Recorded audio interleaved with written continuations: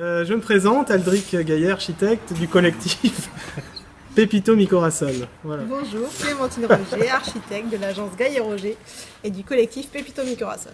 Bonjour, Jean-Baptiste Couty, architecte en nom propre à Siquet de Bacalhau. Andrea Bilguino, architecte suisse, émigré en France contre sa volonté, de l'agence Tartar Lab. Belle question.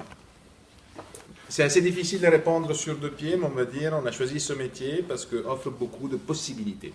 Ce n'est pas un métier qui oblige à une seule activité, c'est un métier fait de plusieurs métiers et c'est un espace de rencontre, donc assez facilement on se trouve engagé à quelque chose qui permet de rencontrer du monde, faire plusieurs choses pendant sa journée et surtout le centre, c'est s'occuper de l'humain.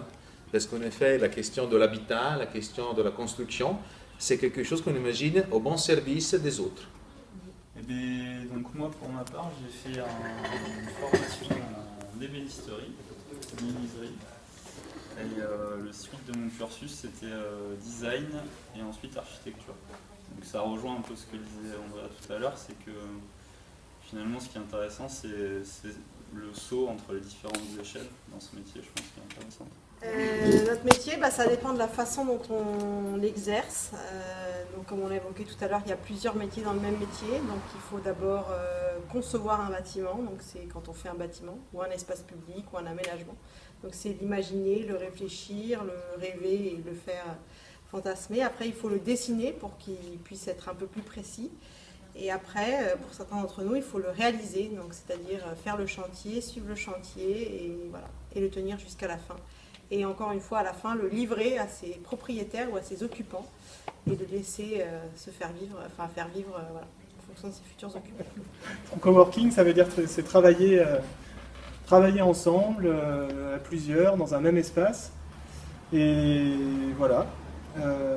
Du coup, c'est aussi avoir envie de travailler différemment, pas uniquement faire son petit travail dans son coin, mais partager avec d'autres le travail des autres, et puis pas forcément que le travail. Alors, enrichir peut-être des compétences différentes. Parce que tout à l'heure, on parlait il y a plusieurs métiers dans le métier d'architecte, et au final, c'est vrai que dans votre cas, vous, c'est travailler avec des graphistes, différentes professions, et ça enrichit quelque part peut-être le fait d'avancer sur un. Alors ça dépend du projet, ça peut durer quelques mois comme ça peut durer beaucoup d'années. Voilà, ça dépend de la taille, ça dépend de l'enjeu, ça dépend de plein de facteurs très très différents que on ne peut pas donner un chiffre comme ça, il n'y a pas de règle. Oui, il y a beaucoup d'architectes à Bordeaux, en France. Donc oui, il y a beaucoup de concurrence, après ça peut être de la bonne concurrence. Et c'est ce qui fait aussi que ça peut aussi tirer l'architecture vers le haut. Parce qu'on est quand même souvent dans de la compétition, on va dire, parce qu'on fait des concours en fait, souvent pour les bâtiments publics. Et donc il y a plusieurs projets proposés et un gagnant qui va construire le projet. Et donc il faut avoir le plus beau projet. Après, quelquefois, c'est pas toujours le plus beau qui gagne, mais en tout cas, il faut. Voilà, et finalement, il y a de la concurrence et c'est aussi ça qui fait qu'on essaie toujours d'aller plus loin. Et donc, c'est plutôt une bonne concurrence. Chacun. Nous, on est associés tous les deux dans la même agence. Et vous ? Moi, j'ai mon agence donc à Bacalhau et un petit peu dans la dynamique du collectif Pépito Micorasol. C'est que je partage mes locaux avec une agence de graphisme. Donc voilà, ça permet d'échanger. Et puis aussi de ne pas être seul, de travailler avec différentes personnes. Et je collabore aussi souvent avec Andrea, même si on ne travaille pas au même endroit. On collabore régulièrement ensemble.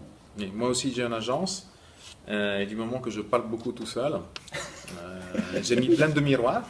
Et donc il y a beaucoup de fois la décomplication de mon image, de ma parole, donc je n'ai pas besoin d'avoir beaucoup de monde autour de moi, donc je me sens plutôt à l'aise. Et par contre, en étant tout seul, j'ai quand même beaucoup de surface, mais voilà, j'arrive à les occuper parce que voilà, c'est pas mal. Il y a toujours quelqu'un. Ouais, je me sens jamais vraiment abandonné à moi-même, donc voilà, c'est pas mal. Nous remercions l'agence Gaillet Roger de nous avoir accueillis le 13 octobre 2017.